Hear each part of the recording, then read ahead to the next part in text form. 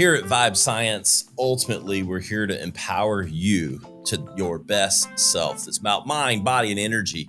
And you know what? When you work out a lot, when you're eating a healthy diet, it's hard to get enough sodium. It is one of the most important factors in hydration, and hydration controls so many variables of how we feel, how our brain thinks. That's why we're proud to partner with Warrior Salt. Hey, we like to take the BS out of stuff. This is no bullshit, just electrolytes, straight fruit powder and salt, the real deal. I love this product because it's simple.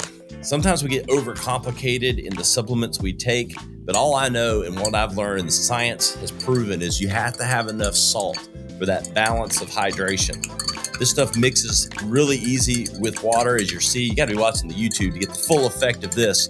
How easy that mixes in, and a very simple citrus flavor that's delicious, easy to drink, and perfect before and after the exercise to stay hydrated. Look, if you're already thirsty, you've waited too long. That's why you need Warrior Salt, official partner of Vibe Science and Ryan Alford. Delicious, and will keep you hydrated all day long. I think when we try to kind of improve upon or make nature better, it tends to backfire on a regular basis. We see that in drugs coming on and off the market on a regular basis. The side effects are just ridiculous. At least now there's a lot of awareness around how can we get much better benefits, longer life, better health span, just by following some real simple rules. And the cool thing about using herbal medicine is it gives you an opportunity to get a lot of diverse bugs in your gut. And that's what we so desperately lack: unhealthy gut environment and lack of microbial diversity. So the three best-selling diets, low carb, high protein, high fat, ketogenic, basically calorie restricted, they all exist in nature in different seasons. And we just try to make one the rule, like be a carnivore, that's the way to go only. When in nature, that was never the way it worked. In fact, it was impossible. Nature's nutritional cycle was annual. It took a year to make all that happen. This is Vibe Science, a top 100 wellness podcast presented by the Radcast Network, breaking wellness barriers and making health truly personal. Here are your hosts, Ryan Alford and Chris Hansen. Hello, and welcome to Vibe Science. We're always here to take you to your highest vibe.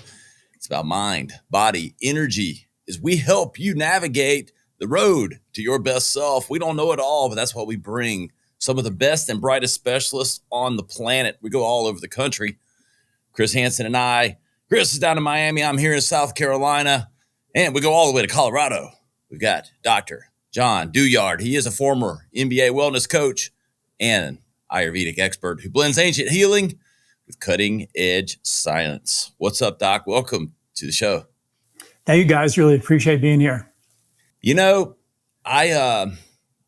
there's been a lot of topics we've talked about lately. They're kind of dancing around this thing. That's why I love this show, because I'm helping curate. Chris is a better expert than me, being in health and wellness longer. But then we get guys like you on that are really doing things both innovative, but it's so ironic, as we were talking pre-episode, things that were happening a while ago that people knew and did that I don't know where they got buried, doctor, but I'm excited to hear you talk about it.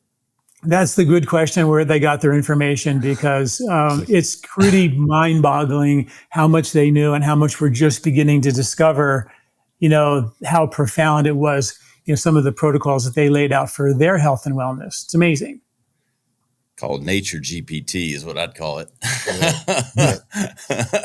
I think we overcomplicate things sometimes. I think the more I do this show, the sometimes it's not. We've got to be reminded of the simple things, but I do think it takes, specialists like yourself and knowledge, because we're so inundated now. I think maybe the simplicity of the past was the lack of the inundated knowledge and experts and too much information. Sometimes I feel like it's like an overload. I think when we try to kind of improve upon or make nature better, it tends to backfire on a regular basis. I mean, we see that in drugs coming on and off the market on a regular basis. The side effects are just ridiculous. And at least now there's a lot of awareness around how can we get, much better benefits, longer life, better health span, just by following some real simple rules that we just threw out the window in the name of technology. And, here we are on the edge of this massive explosion in technology. We're going to see where that takes us, hopefully back to something more reliable. There's a key thing. I love this comment, or term on your site. And I'd like to kind of like use that as a soundboard for you to talk about life spa, but live young, my wife says I live young all the time. I think that's like a comment on my immaturity, but but I think there's a broader meaning with life and more a deeper meaning with life spa doctors. I'd love for you to talk about, kind of your mission and your background that's kind of led to these restorative treatments. Yeah. So, my background, I went to India in 1986 to try to study their traditional system of medicine. I was sort of fascinated by ancient wisdom and modern science. And, I ended up spending a year and a half there studying. I actually met Deepak Chopra there. He was opening up a center. He wanted somebody to come back and help run it using these Ayurvedic principles. And so I came back and co-directed that center with him for about 8 years. And I was also in charge of teaching the medical doctors all about this Ayurvedic, traditional system of medicine from India. And it became really clear because my background is as a chiropractor, and here I was teaching medical doctors, I needed to speak their language. So I started kind of diving into the science of this ancient wisdom. And that's what we do at LifeSpa. I've got over 1,500 articles, all ancient medical wisdom with the modern science to back it up, because as we all know, right? So studies show that coffee can be good, it can be bad, soy is good, wheat's bad. You name it, there's going to be science on both sides of that aisle. It's not reliable just to have science alone, but when you have something that's time tested, thousands of years, and still practiced today, like it's still happening today after thousands of years, and you have the modern science, I just feel like that's something we should at least look at, I'd love to do, if we have time at the end, like Chris and I maybe name something that we hear all the time is good or bad. Like we'll say, and then the doctor's immediate response, yay or nay. If we have time. Chris, I know this is right up your alley with, some of the practices and, all those damn videos you send me of you working your ass off these days, looking great. Any questions for Doctor? Something I would love to talk about that I saw on your website was mimicking the effects of the GLP-1, since that's such a hot topic right now. And everyone is talking peptides and weight loss. And like you said, everyone is jumping to these, what I would call synthetic injectables, right? With the GLP-1s. And as far as I'm concerned, we don't know a lot of the long-term effects of these things. And like you said, there's a time and place, right? And even I've been a proponent of NAD, for example, but the more I've researched it, I've even pulled back on that a little bit, where I'm like, do I really want to be like, I was literally injecting it, right? Like I'm involved with a company. My friends have a company with it. And from time to time I still do it, but I pulled back big time on it. Cause I'm like, I don't think I need this right now. Right. I don't want to be doing that to myself, and certainly not to anybody else. But I think let's just start at like the GLP-1, since that's the hottest thing. Even in my own family, I've got family members that are either on them or wanting to be on them. And I would rather explore natural ways, if possible, that it looks like you guys have ways of doing that. Well, I can tell you my story. Early on, 4 years ago, maybe, I, got into NMR and NMN and NR and MN and all that. And I started taking it, and my PSA went from like under 2, around 2 to 5.6, which is not good, and that was, through COVID and a couple of years in that, around that range. And I was like, whoa. And I started digging into the research of NMN and started seeing that there was cancer potential, like we just talked about. And so I got off of it, and I just started, clobbering my prostate and everything, every way that I could. And I got it down back to under 3 again, which was great. I was just like, wow. I'm also going to be 69 this year. So, I'm in that age group where, the prostate likes to get bigger at this age, So it's just made me really think twice about jumping on every bandwagon that comes down the pike. And then when you look into the ancient wisdom, you see sort of natural ways to do it, like the GLP, antagonists, the agonists. What was interesting when you look at ancient wisdom, Ayurvedic wisdom for weight loss, it was always put you on a diet that would reduce your stress. And those stress-reducing foods like avocados and wheat and nuts and seeds and heavier foods, they were the ones that would de-stress you. And those de-stressing foods turned out to be, now we have science to show those foods that would generally, we think we want to avoid those heavier foods, they actually end up being the GLP-1 agonists, the ones that actually naturally have those properties. So when you kind of look at the metabolic syndrome issue that we have on our planet, you can look at that and say, look at the science and go, you look at high blood pressure, high blood sugar, high cholesterol, high triglycerides, low HDL, extra weight around your belly, all that. And you can track each of those down to stress. If your body is under excessive stress, which we are as a culture, right? We're constantly going 90 miles an hour. We're going here, we're going there. If you think about our ancestors and how pretty much how still and chill they were compared to what we're doing now. Even just driving in a car 60 miles an hour, that never happened. And I mean, just simple as even that. We have such a constant rev and stimuli and a chronic stress response going on that the body's going to say, hey man, I'm under this chronic stress. There's a bear chasing me every day, all day long. I'm going to take as much sugar as I can, put it in my blood to get up a tree, save my life. I'm going to take any fat that I can find any fuel I can find as reserve. I'm going to stick it in my fat cells as reserve fuel under the mattress. I'm going to raise blood pressure to get up that tree as fast as I can. I'm going to raise my cholesterol levels because cholesterol make stress hormones, and I'm going to need them to get up that tree faster. So everything that we're complaining about today in our culture has been documented in study after study caused by stress. And then you say, okay, what are the things that can mitigate stress? We can just say, let's take meditation or prayer. Well, it turns out there is just like no shortage of studies showing that meditation and prayer will lower your cholesterol, lower your blood pressure, will help you lose weight, help you lower your blood sugar on every single level. It's right there. And then the foods that we would normally consume, which we use foods that are, highly processed sugar foods, which just give you the injectable fuel to get up a tree, save your life. But when you look at the foods that naturally calm the nervous system, they are higher in fat, they're higher in protein, they're the more dense foods. And those are the foods that are harvested in the fall for the winter, like the nuts and the seeds that the squirrels are eating and the more meats that we'd have to hunt for.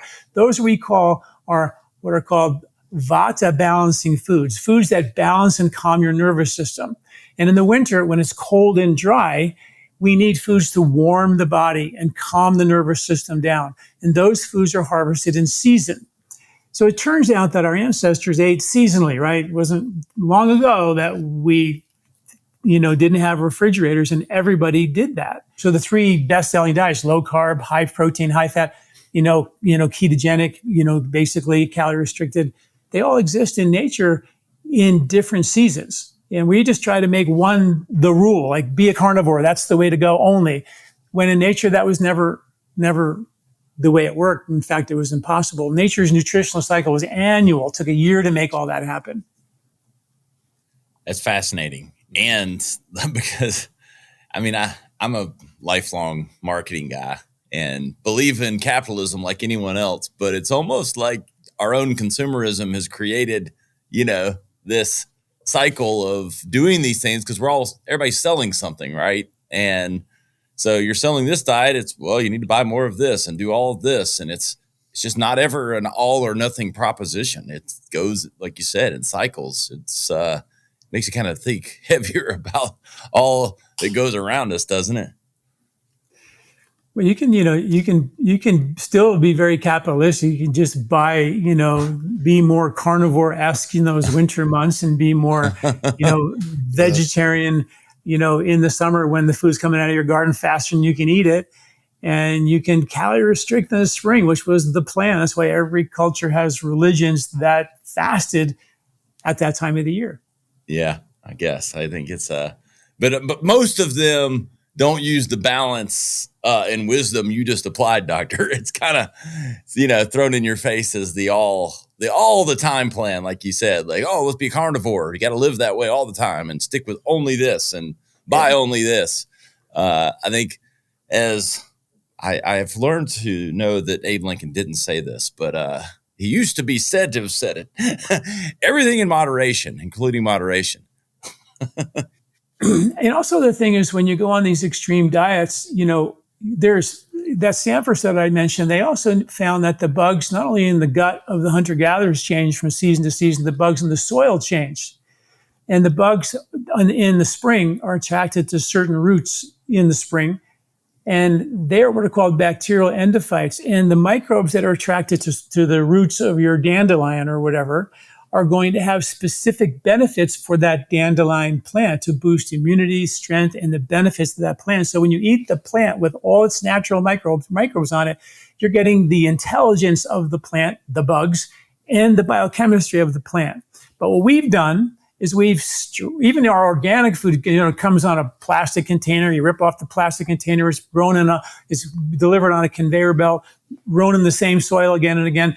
How diverse is the soil? Are you getting the right bugs for the right season in your gut to sort of help the body dissipate heat in the summer, to boost immunity in the winter, which we desperately need, and to decongest you in the springtime when it's allergy season? That's what the bugs in the soil do for the food, and they do it for us. It's called xenobiotics, where when we eat those foods with those bugs, we're getting inoculated and getting a lot of immunity boosting and longevity boosting just from following that. But we, spray insecticides and pesticides on those foods. So there's a problem there, but that's not, impossible to get around.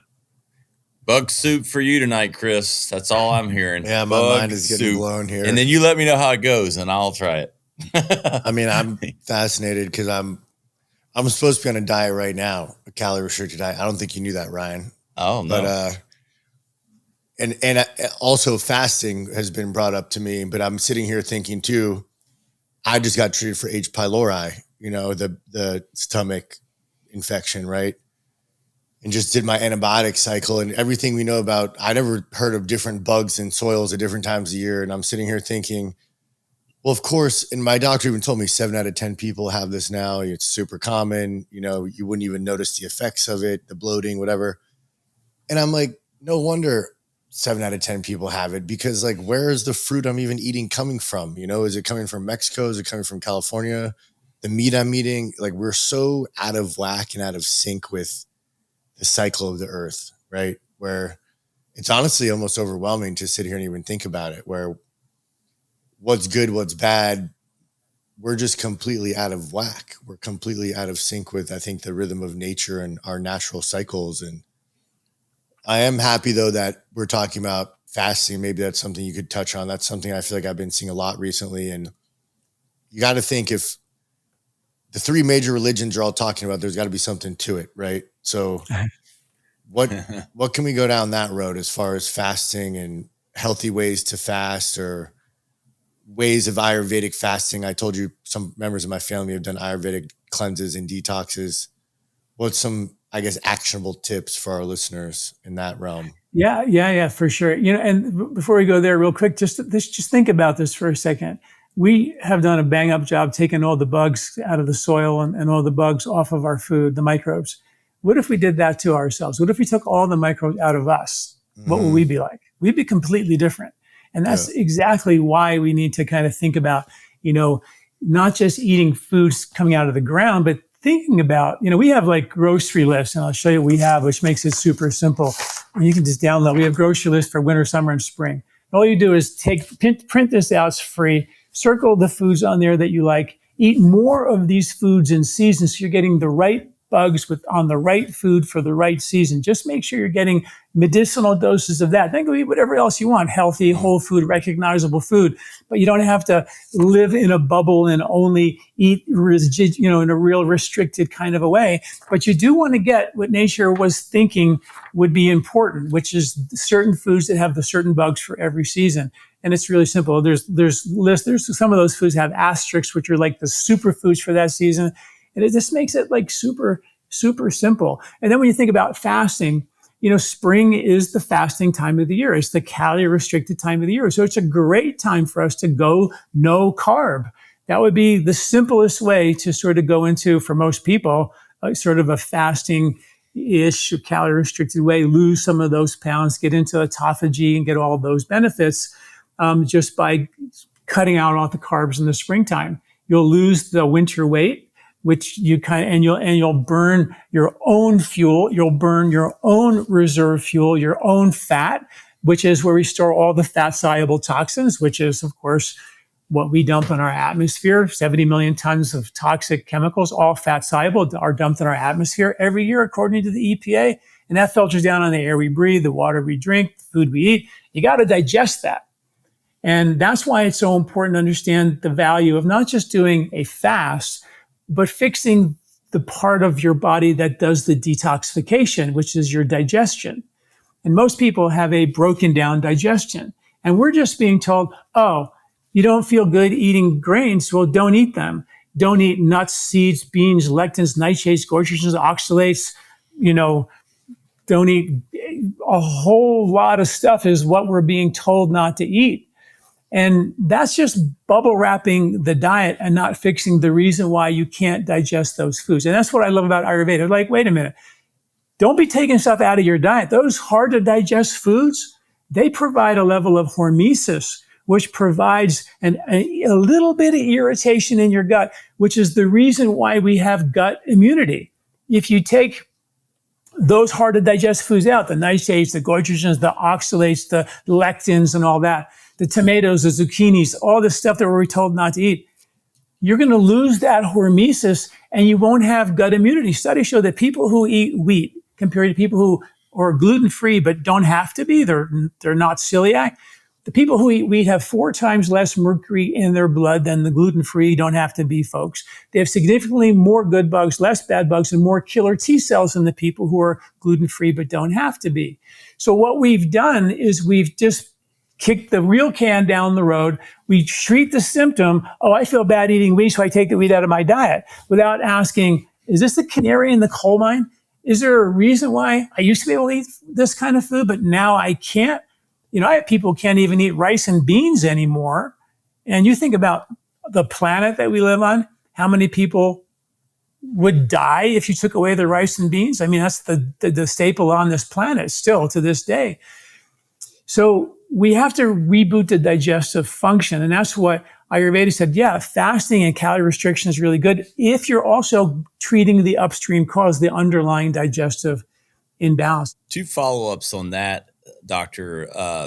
One, the more I hear you talk, I'm like, I need to get back to hunting and gathering myself. My own, I need to shoot my own and collect, farm my own vegetables and things so they're not removed. And then, you talked about some supplements. I'd love to know where the supplements you recommend that follow these protocols, and maybe a few that you would dispel or call, pseudo or tell people, in your opinion, you would push to the side.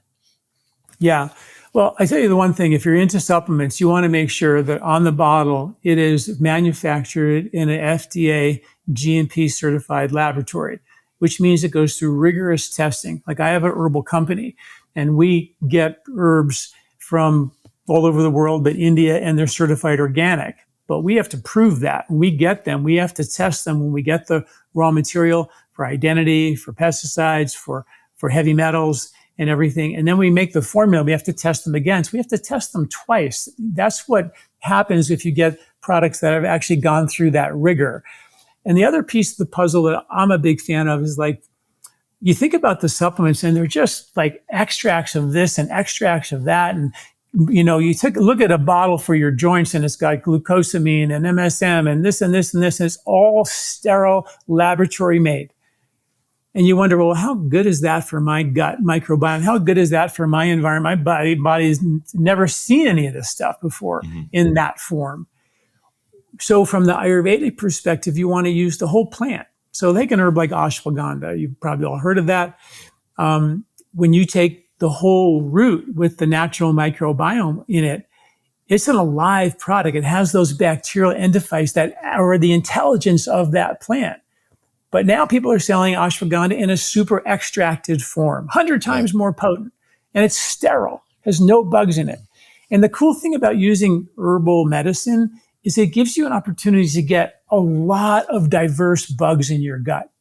And that's what we so desperately lack, is a bad, unhealthy gut environment and lack of microbial diversity, and that changes from season to season. And that's where this logic comes in and I was like, oh my God, that's what we don't do. We're taking these supplements, 20, 30, 40, 50 supplements a day, all of them sterile, all super concentrated. Your gut bug is way too delicate to basically understand what's going on and to thrive and to multiply in a diverse way with all those really kind of hardcore chemicals that we're taking as supplements. And that's why I prefer taking like ashwagandha in the winter and neem in the summer. It's got the right, but it's harvested in the summer. Ashwagandha is harvested in the fall for winter eating. Turmeric is a great spring and fall herb. It's harvested in the spring and the fall. So you start just putting together what our ancestors did, and you find the really cool herbs. And that's what we do at Lifestyle. We provide that information for folks, what foods are good in each season, what herbs are good in each season, and also what else they do. If would you need something for sleep or digestion or H. pylori or whatever it might be, those things are very easy to treat when you treat it at the upstream cause. I think the name of this episode might be gut bugs. Yeah. I think I've heard of those two terms the most. It's registering as a keyword for me hearing you talk. Doctor, it's been like I feel like I've taken a class here in Ayurvedic 101, or it feels like 401 actually. And it's enlightening, and it's funny how all these things come full circle. We have all these guests and they're kind of all dancing around similar topics, but I feel like you crystallized a lot of things for me, and really appreciate that knowledge. Chris, any final thoughts or questions for Doctor as we let him get out of here? Yeah. As summertime is coming to an end and we're going into, I would say, fall, what are some good foods and some good gut bug? Because, the big thing too is parasites, right? Everyone's got bugs and parasites, and even I'm like, well, it can't be all bad, right? What would be some good foods to look into to harvesting this fall, to eating to support the gut health, and in juices as well, fruits and stuff? Sure. Well, the two things. One, you're right. In the summer, all the ants are crawling around. There's a lot of bugs in the summer. They love the warmth, and the warmer it is, the more they come. So nature had a plan for that. In India, they would take neem sticks and brush their teeth. You ever hear about that? And it would kill all the bugs in their mouth. Well, when you actually eat neem, it actually gets rid of the bad bugs in your gut, but it also, they call it the queen of the skin. It heals your skin, makes your skin really radiant. So the skin on the inside is your intestinal lining. It's the most important skin in your body. And that neem plant is just what everybody ate. They made tea out of it. They brushed your teeth with it all summer long to antidote the challenge for the season, which was a lot of bugs and parasites coming, trying to take advantage of that warm environment. You also want to think about things that cool you down in the summer, like watermelons and pomegranates, and all the leafy greens are really important, during the summer months. So you just really want to get those medicinal dosage of asparagus is really, really super cooling food. Even broccoli is a summer food. So all the summer vegetables, just amp up on salads and vegetables, and some of the vegetables like zucchini and broccoli, you want to steam them to actually activate some of the sulforaphane, which is the cancer the fighting chemical within the cellulose of some of those plants.